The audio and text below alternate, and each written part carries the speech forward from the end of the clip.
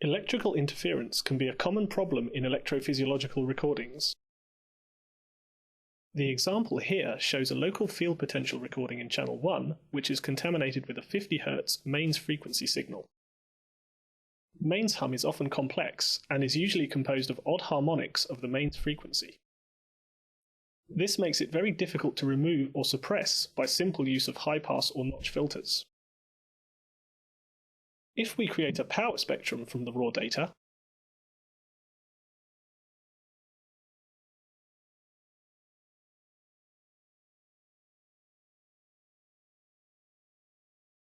we can clearly see the 50 Hz component as well as the odd harmonics. This data was recorded in the UK, where mains frequency is 50 Hz. In the US and Canada, mains frequency is set to 60 Hz. In the example shown here, we have used an offline script, HumRemoveExpress, that creates an average of the mains interference, and then subtracts this from the original signal. The results of this method are shown in channel 2, with the subtracted signal displayed for reference in channel V1. The script will remove either 50 Hz or 60 Hz mains frequency components. The average of the mains signal needs to be based on an event channel that marks each cycle of the mains frequency during recording. This event channel can be recorded from a CED mains pulsar unit connected to a digital input on your 1401. The script HumRemoveExpress can be found in your Spike2 scripts folder. Run the script from the script menu, Load and Run option.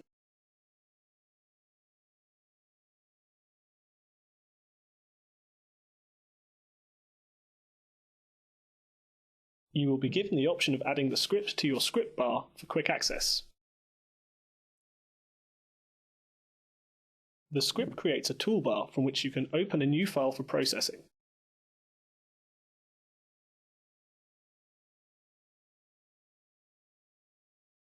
Once a data file has been selected, the Setup button in the toolbar is enabled. This opens a dialog from which you can select the channels and options for removing mains hum. Here we set the hum cycle marker to use and the channel or channels to process, as well as a time range.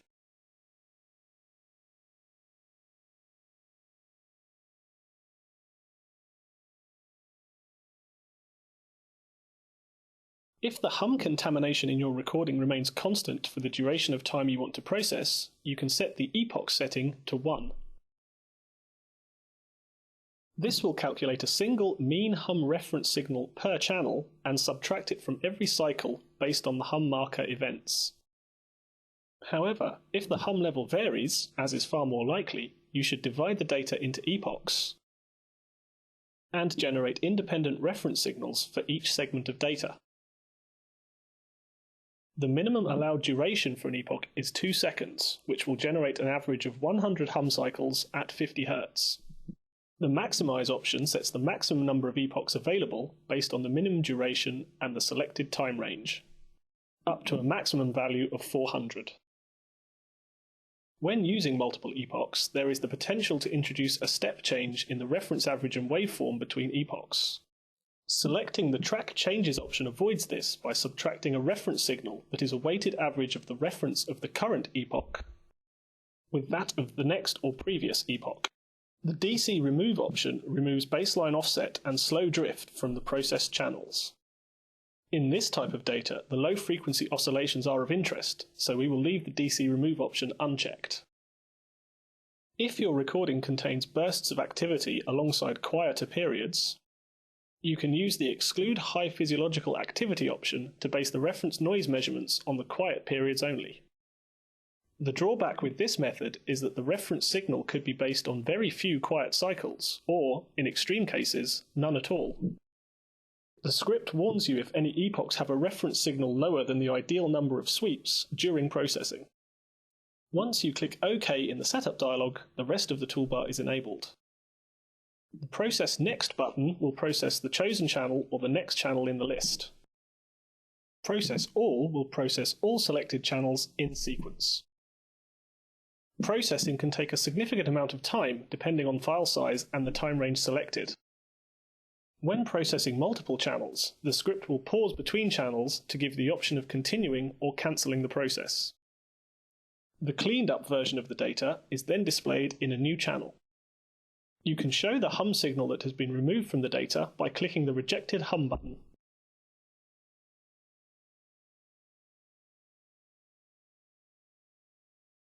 The rejected hum, processed data and raw data can all be selected, hidden and shown using the toolbar buttons.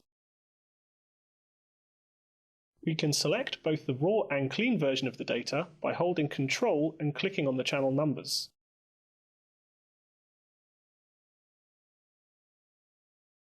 And compare the power spectrum from both channels.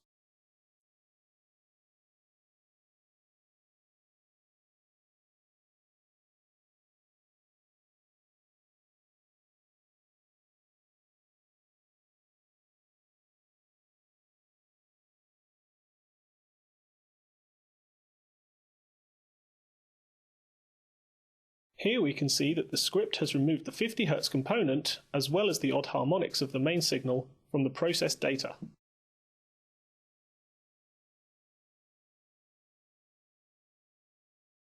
The Toggle Groups option overdraws the processed and raw data for visual comparison.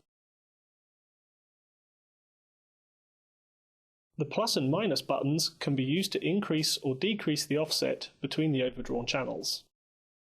I hope that you've found this video tutorial helpful. Full details of the script can be found in the HumRemoveExpress PDF file in your Spike2 scripts folder.